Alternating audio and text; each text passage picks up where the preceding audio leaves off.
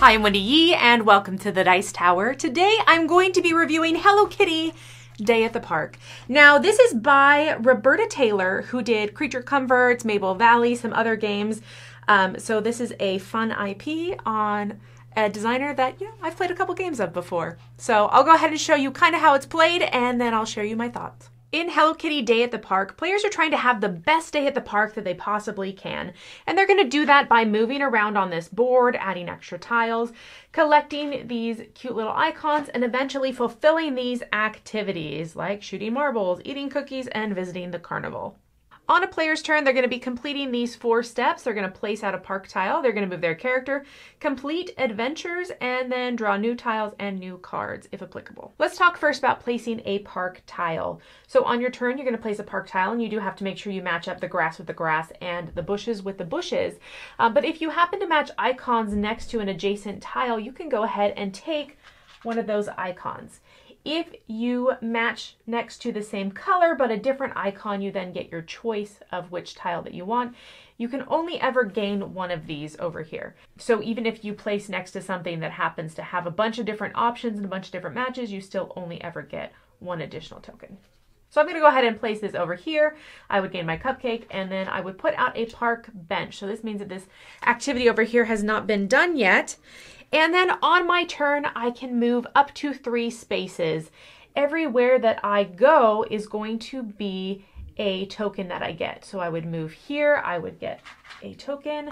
I would move here, I would get another matching token. I would not trigger the park bench because I'm not ending there. And then I would move here and I would gain another token. If I were to end on the park bench, I would get it, and it has some sort of reward on it. And this player aid tells you what all those little icons do on the little park bench tokens, so I can use those whenever I would like. After I've done all my movement, I've collected all my tokens, I can then choose to complete one of or as many of my adventures as I have access to.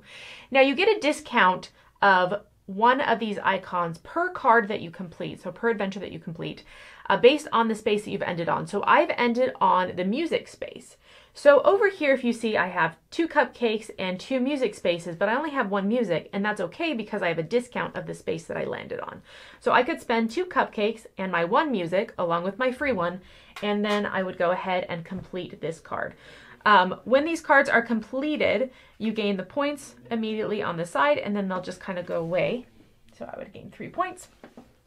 And then at the end of that, I would draw new tiles and new cards. So I always want to draw a new tile at the end of my turn, so I have more choices next time. And then I can choose from either easy, medium, or hard cards. And I can choose, do I want them for a larger victory point value, or do I want them for some sort of special ability on the bottom? And the easy, medium, and hard cards all kind of have the same theme. So for example, these easy cards are resources for points at the end of the game. Players will continue taking turns and doing those particular steps until this deck has run out, and this is determined by how many players are in the game, so it will have more for a higher player count game. And then also players have these special ability cards that they are just kind of one-time use cards, and you do have a choice of which side you can use. And they'll have these little tokens. So initially they start face down, and then once you've used the ability, you flip it face up just to show that it's no longer available. So players continue doing that, and then at the end of the game, you're going to count up the score and just see how many points everyone has, and the person with the most points had the best day at the park, and they are the winner.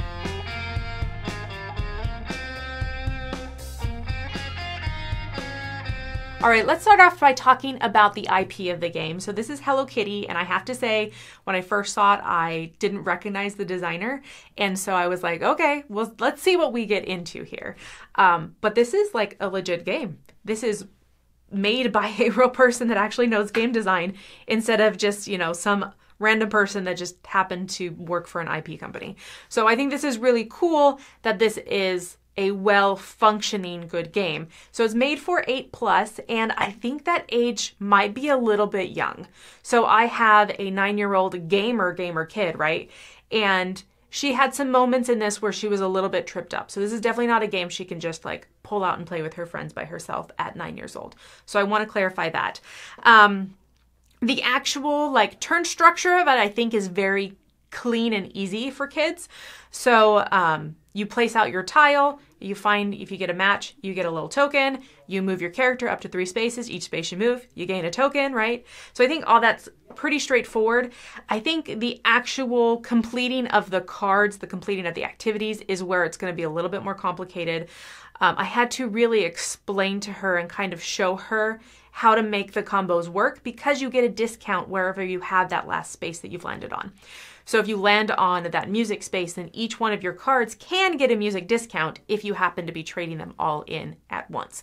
So there's a little bit of that, like taking time to collect and wait. And I think that that honestly can teach some really cool skills, because you need that forward thinking in heavier games. And so this is a nice introductory to that skill.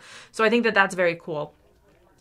The other things that are a little bit more complicated are deciding whether you're going to go with the standard cards or the advanced cards, or the side of the card. So you have easy, medium, hard, but then every card also has that standard and that advanced side. And so I think first game, it could just be everyone just play on the standard side if you're concerned about just having too much to think about. And then from there, you can teach that the other sides. I think also the player powers could be optional too. You could play with the player powers your first game, or you could choose not to. So I think that there's some flexibility in here. And I like that there's little rewards, there's the little park benches, so you get these extra benefits and you're like, hey, I get to have a token of my choice, or I get to swap some stuff. I just think that there's some cute things going on. There's plenty of gamer elements that I felt like I was playing a real game, and I don't think that this game just has to be for kids only. And if you really like the theme, I say go for it. This is fun. So I'm going to give this game a 7. I think it is a solid kids game. I very much recommend it. So there you go. Dice Tower recommendation right there. If you have any other thoughts, share them in the chats. But in the meantime, I'm Wendy Yi. This is the Dice Tower, and this was Hello Kitty, A Day at the Park. Hey everybody, thanks for watching another video from the Dice Tower. Hey, you want to learn more about us, communicate with us? We have a Facebook group, we have a Discord channel, lots of different ways to get involved with the Dice Tower. You can find that in our Linktree link below. So just click that, it will take you, and you can communicate with us on Facebook, join our Facebook groups. There's lots of cool things that you can find and become part of the Dice Tower. Thanks so much for watching. I'm Tom Bassett.